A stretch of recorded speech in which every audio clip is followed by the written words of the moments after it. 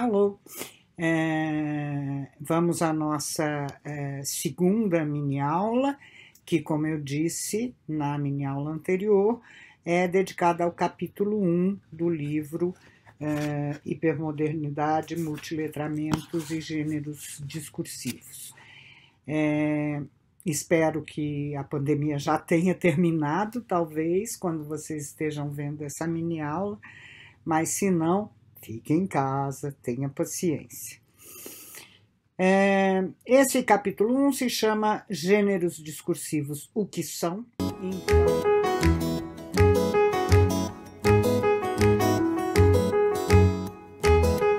Então, portanto, ele busca definir o conceito, né?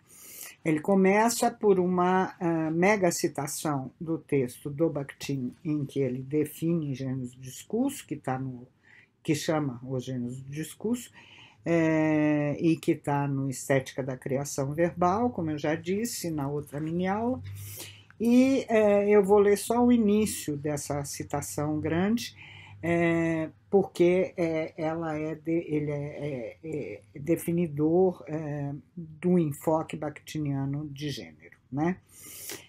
Diz Bakhtin, a riqueza e a diversidade dos gêneros do discurso são infinitas, porque são inesgotáveis as possibilidades da multiforme atividade humana e porque cada campo desta atividade é integral ao repertório dos gêneros do discurso, que cresce e se diferencia à medida em que se desenvolve e se complexifica um determinado campo.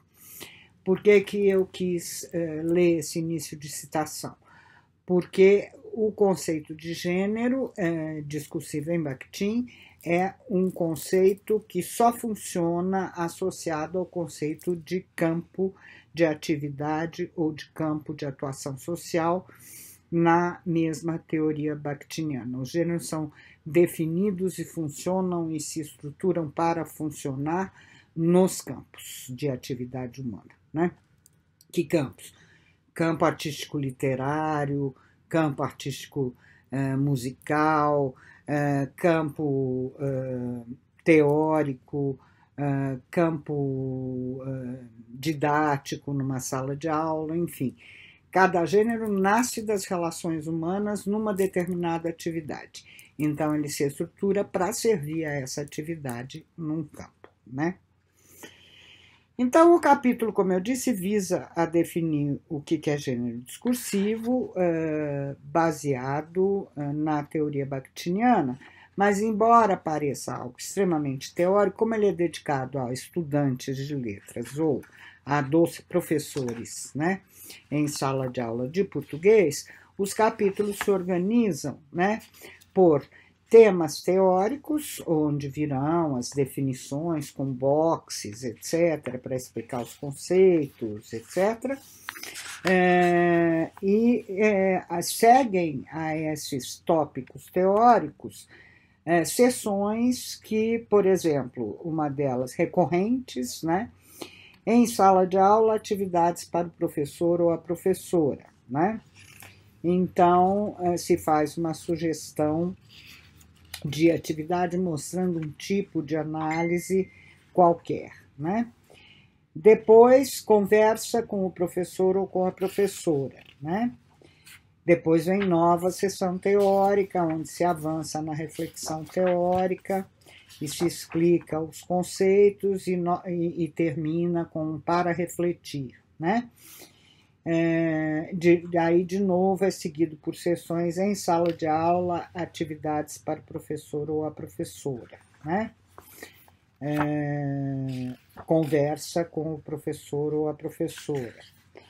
Depois, um terceiro tópico, que é breve histórico do conceito de gêneros, onde eu vou começar lá na Grécia Antiga e vou passar pelo formalismo russo até chegar à contribuição bakhtiniana, né?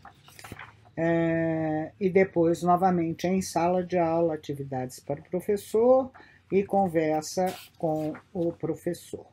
Termina o capítulo, como todos os capítulos, com indicação de sites e de leitura, tá? Então, vamos ver o que se faz nessas sessões, né? A primeira sessão falamos e escrevemos por meio de gêneros, né? Nessa sessão, eu começo dizendo que todas as nossas falas, ou textos escritos, ou atualmente textos multissemióticos que a gente produz na internet, como esse vídeo que eu estou fazendo aqui, que tem imagem, expressão e fala, né? Que, por sua vez, é texto escrito, né? Todas as nossas falas, textos, enunciados, sejam cotidianas ou formais, estão articuladas a um gênero de discurso, né? Levantamos pela manhã, damos um bom dia aos nossos filhos, afixamos na geladeira um papel pedindo à diarista que limpe o refrigerador, vemos e respondemos nossos e-mails, tudo isso é gênero, né? Bilhete, cumprimento e e-mail, né? Aí eu continuo com um exemplo, retomo a definição bakhtiniana de gênero, né? E de enunciado, porque os gêneros são o universal concreto que rege a forma dos enunciados, né? Então eu começo por enunciado, Bakhtin dizendo que o objeto do discurso do falante, seja qual for, não se torna pela primeira vez objeto do discurso em um dado enunciado, em um dado falante, não é o primeiro a falar sobre ele, né? O objeto, por assim dizer, já está elucidado, contestado, avaliado de diferentes modos e nele se cruzam, convergem, divergem diferentes pontos de vista, visões de mundo. Literalmente, Bakhtin diz, o falante não é um Adão bíblico que inventa pela primeira vez seus temas, né? Os temas já estão carregados de sentido socialmente, né? E aí eu aproveito o inbox para definir enunciado, né? E como um dito ou escrito ou mesmo pensado, né? Concreto e único, irrepetível, quer dizer, a gente nunca se repete, sempre há uma refração de sentido específica num dado enunciado, porque as situações mudam, né? Que gera significação e se vale da língua-linguagem para a sua manifestação, o que constitui o discurso. Pode ser uma simples interjeição,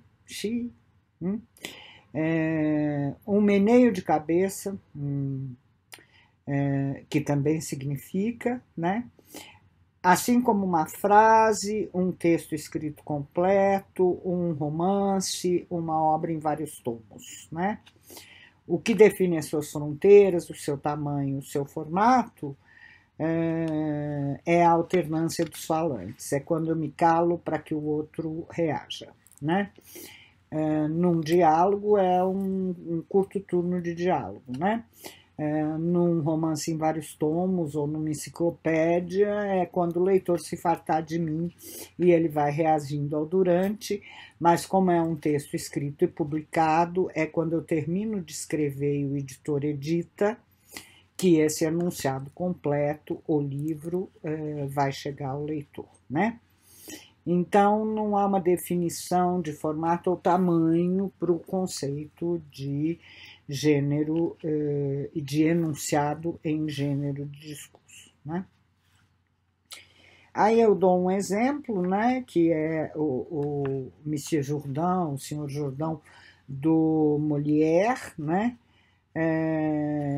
que é um exemplo que o próprio Bakhtin trabalha nessa obra, né, que talvez valha a pena ler. O mestre diz, Senhor, tudo que não é prosa é verso, e tudo que não é verso é prosa. E Monsieur Jourdan, o Sr. Jourdan diz, e qual dos dois é quando a gente fala? É prosa. O quê? Quando eu digo, Nicole, traz minhas pantufas e me alcança o meu barretim, isso é prosa? Sim, senhor. Mas olha só, Há mais de 40 anos que eu faço prosa e nem sabia. Obrigada, professor. Sem o senhor eu não teria descoberto, né? Monsieur Jourdain é famoso, né, por ser uma pessoa, digamos assim, simplória, né? E aí eu parto para essa ideia de que tudo que a gente ouve e fala, escreve e lê, produz na internet, é algo que é composto a partir de um gênero. Aí eu vou trabalhar o conceito de gênero primário e gênero secundário do discurso em Bakhtin, permeado por atividades de análise de post da internet, de notícias sobre um episódio de racismo, um post ainda no Facebook, enfim. Analisando junto com o leitor, por meio de perguntas e respostas previamente dadas, tal. Depois vem o comentário para o professor.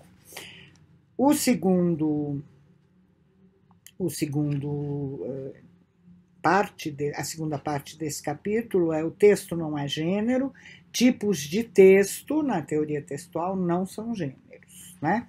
Por quê? Porque é uma entidade da vida, né? Como diz o Monsieur Jourdain, eu falo em gêneros e tal. Tá. Aí eu vou fazer esse confronto entre o conceito de tipo de texto e gênero de texto e gênero discursivo em Bakhtin, né? E mostrar em que a teoria textual, que já era bastante conhecida quando Bakhtin foi resgatado no Brasil, apresenta o conceito de gênero de maneira diferente da de Bakhtin, né? O que eu vou ressaltar é que gênero, para Bakhtin, é um universal concreto, como eu já disse, né? Por quê? Porque são constituídos historicamente e funcionam sempre, daí o conceito de universal, né? Mas vou mostrar qual é a diferença da abordagem bakhtiniana em relação, por exemplo, à abordagem textual, né? Sempre com exemplos e tal. Piadas, tal. Depois eu passo para a definição de gênero intercalado, aquele gênero que se inclui dentro de outro gênero para funcionar, por exemplo, um romance. O romance é um gênero, mas há diálogo entre os personagens no romance. Diálogo é outro gênero, né? De novo, atividades para o professor, retorno uma atividade da Conveste e uma conversa com o professor. Depois faço um histórico do conceito de gêneros, começando lá em Platão e Aristóteles, na Grécia Antiga, né? E como é que eles falavam dos gêneros deliberativos, demonstrativos, epidíticos e tal. Depois, gênero no formalismo russo, que é diferente da abordagem bakhtiniana, né?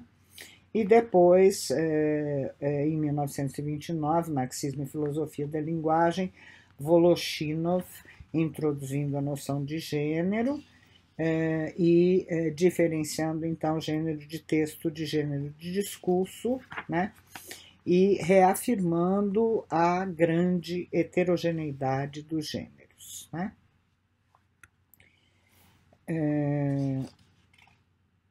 Cada época o grupo social, Bakhtin, 1929, né? Cria os seus gêneros, as suas formas de comunicação verbal. Cada esfera, 1952, Bakhtin daí, cada esfera de utilização da língua cria seus tipos relativamente estáveis de enunciado. Então, eu tento mostrar um pouquinho como é que entre 29, Voloshinov, e 52, Bakhtin, o conceito evolui. De novo, em sala de aula, atividades para o professor, uma notícia do Diário de Cuiabá para análise, tá? E uma conversa com o professor. O capítulo termina com indicação de sites, Enciclopédia de Filosofia na internet, o site da revista Nova Escola, em 2014, a página do Centro de Bakhtin da Universidade de Sheffield, e o Edicionário de Termos Literários são as indicações. E a indicação de leitura é um livro, uma coletânea organizada pelo saudoso Moyers, né? pelo Odair Bonini e pela Desirée Mottarot, publicado pela Parábola em 2005, que apresenta a contribuição de diferentes autores. Eu tenho um texto nesse livro, com diferentes enfoques e teorias de gênero, né? Dividido em 3 partes: abordagens sociossemióticas, sociorretóricas e sociodiscursivas. Meu texto, por exemplo, está nas abordagens sociodiscursivas, por causa de Bakhtin, né? E um segundo livro, também publicado mais recentemente, em 2013, da Bavarchi e Joe Rafe, cuja tradução foi feita por Benedito Bezerra, que se chama Gêneros, História, Teoria, Pesquisa e Ensino, que também aborda a evolução das teorias de gênero em diferentes escolas, né, linguísticas. São as 2 indicações deste capítulo. Espero que vocês gostem e aproveitem.